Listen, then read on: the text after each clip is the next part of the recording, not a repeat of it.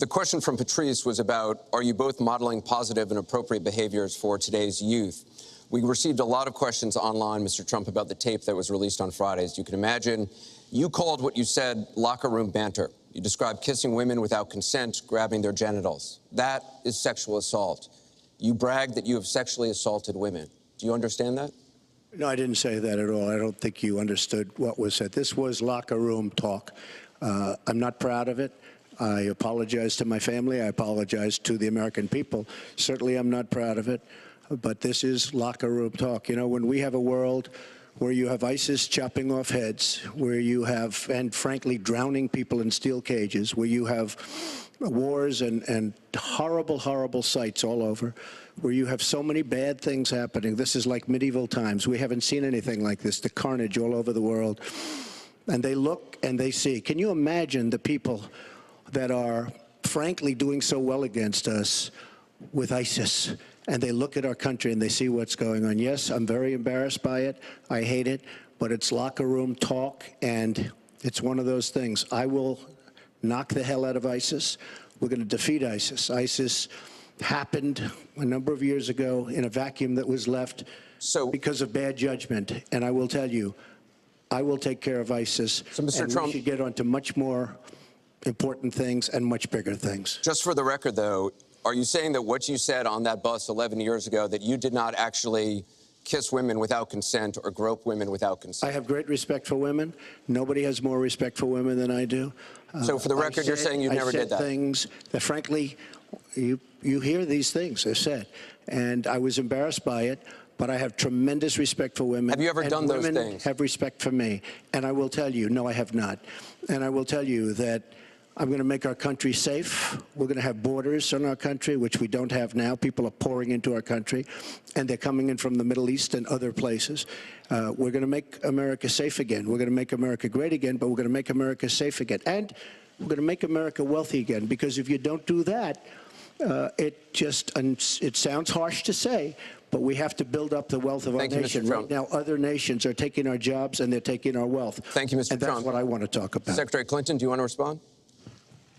Well, like everyone else, I've spent a lot of time thinking over the last 48 hours about what we heard and saw. You know, with prior Republican nominees for president, I disagreed with them on politics, policies, principles, but I never questioned their fitness to serve. Donald Trump is different. I said starting back in June that he was not fit to be president and commander-in-chief. And many Republicans and independents have said the same thing. What we all saw and heard on Friday was Donald talking about women, what he thinks about women, what he does to women.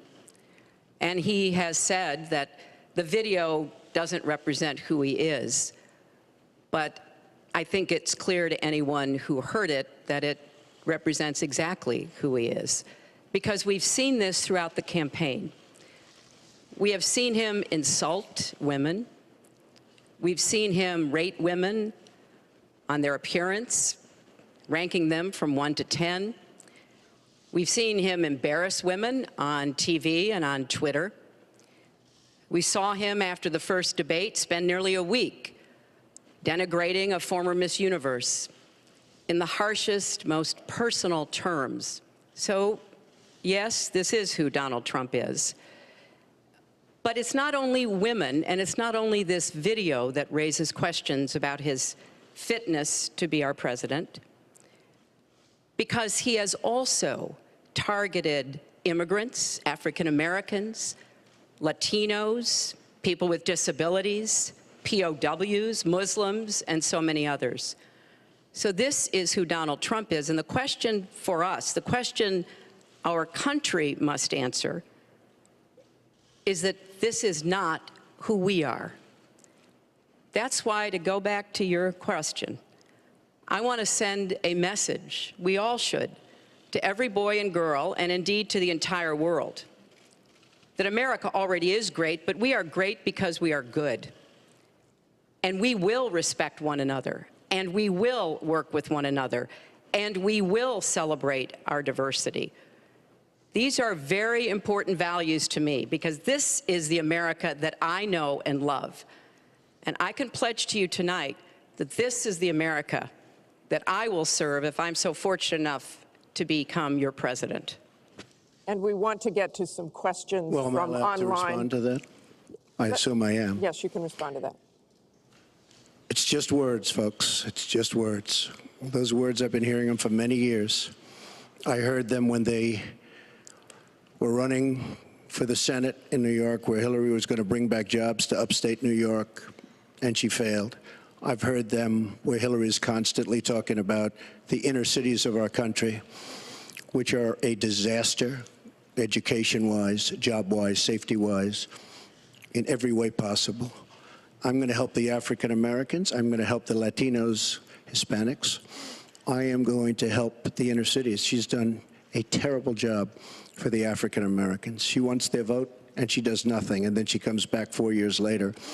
We saw that firsthand when she was a United States Senator. She campaigned where the primary part of her campaign. I want to get to audience questions and online questions. So she's allowed to do that, but I'm not allowed to respond. You're going to get to Sounds fair. respond right Well, now. that sounds fair.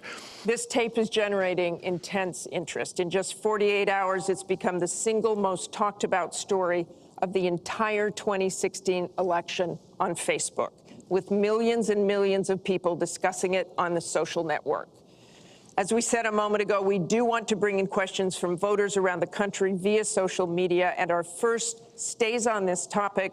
Jeff from Ohio asks on Facebook, Trump says the campaign has changed him. When did that happen?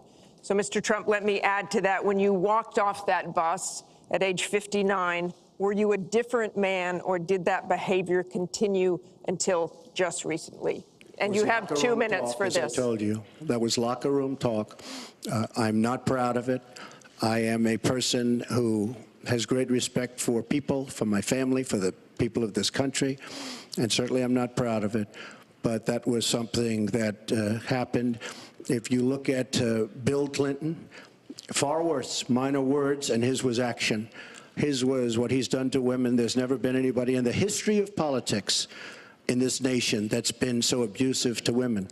So you can say any way you want to say it, but Bill Clinton was abusive to women. Hillary Clinton attacked those same women and attacked them viciously. 4 of them here tonight. One of the women, who is a wonderful woman, at 12 years old, was raped at 12. Her client, she represented, got him off, and she's seen laughing on 2 separate occasions, laughing at the girl who was raped. Kathy Shelton, that young woman, is here with us tonight. So don't tell me about words. I apologize for those words. But it is things that people say. But what President Clinton did, he was impeached. He lost his license to practice law. He had to pay an $850,000 fine to one of the women, Paula Jones, who's also here tonight. And I will tell you that when Hillary brings up a point like that, and she talks about words that I said 11 years ago, I think it's disgraceful, and I think she should be ashamed of herself, if you want to know the truth. Can we please hold the applause? Secretary Clinton, you have 2 minutes. Well, first, let me start by saying that so much of what he's just said is not right, but he gets to run his campaign any way he chooses. He gets to decide what he wants to talk about.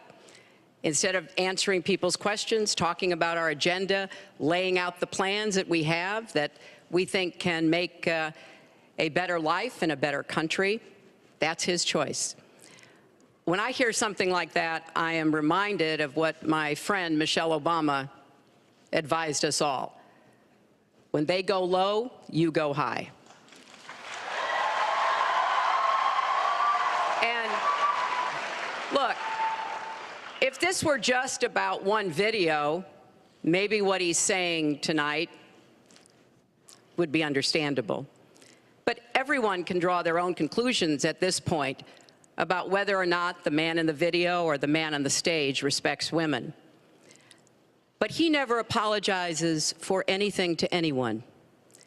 He never apologized to Mr. and Mrs. Khan, the Gold Star family, whose son, Captain Khan, died in the line of duty in Iraq, and Donald insulted and attacked them for weeks over their religion. He never apologized to the distinguished federal judge who was born in Indiana. But Donald said he couldn't be trusted to be a judge because his parents were, quote, Mexican. He never apologized to the reporter that he mimicked and mocked on national television, and our children were watching.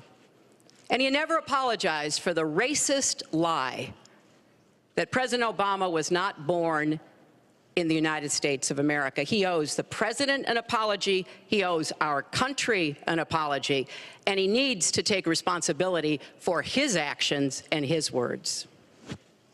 Well, you owe the president an apology because, as you know very well, your campaign, Sidney Blumenthal, he's another real winner that you have, and he's the one that got this started along with your campaign manager, and they were on television just 2 weeks ago, she was saying exactly that. So you really owe him an apology. You're the one that sent the pictures around your campaign, sent the pictures around with President Obama in a certain garb. That was long before I was ever involved, so you actually owe an apology. And number two, Michelle Obama. I've gotten to see the commercials that they did on you. And I've gotten to see some of the most vicious commercials I've ever seen of Michelle Obama talking about you, Hillary. So you talk about friend, go back and take a look at those commercials. A race where you lost, fair and square, unlike the Bernie Sanders race where you won, but not fair and square, in my opinion. And all you have to do is take a look at WikiLeaks and just see what they said about Bernie Sanders and see what Deborah Wasserman Schultz had in mind, because Bernie Sanders, between superdelegates and Deborah Wasserman Schultz, he never had a chance. And I was so surprised to see him sign on with the devil. But when you talk about apology, I think the one that you should really be apologizing for, and the thing that you should be apologizing for, are the 33,000 emails that you deleted and that you acid washed. And then the 2 boxes of emails and other things last week that were taken from an office and are now missing. And I'll tell you what, I didn't think I'd say this, but I'm going to say it. And I hate to say it, but if I win, I am going to instruct my Attorney General to get a special prosecutor to look into your situation, because there has never been so many lies, so much deception. There has never been anything like it. And we're going to have a special prosecutor. When I speak, I go out and speak. The people of this country are furious. In my opinion, the people that have been long-term workers at the FBI are furious. There has never been anything like this, where emails and you get a subpoena, and after getting the subpoena, you delete 33,000 emails. And then you acid wash them, or bleach them, as you would say, a very expensive process. So we're going to get a special prosecutor, and we're going to look into it, because you know what? People have been, their lives have been destroyed for doing 1/5 of what you've done, and it's a disgrace. And honestly, you ought to be ashamed of yourself. Secretary Clinton, I want to follow up on that. I'm going to let you talk about emails. Because everything he just said is absolutely false, but I'm not surprised. Really? In the first debate, the audience needs to calm down here. I told people that it would be impossible to be fact-checking Donald all the time. I'd never get to talk about anything I want to do and how we're going to really make lives better for people. So once again, go to HillaryClinton.com. We have literally Trump. You can fact-check him in real time. Last time at the first debate, we had millions of people fact-checking, so I expect we'll have millions more fact-checking because, you know, it's just awfully good that someone with the temperament of Donald Trump is not in charge of the law in our country. Yeah, because you'd be in jail. Secretary Clinton.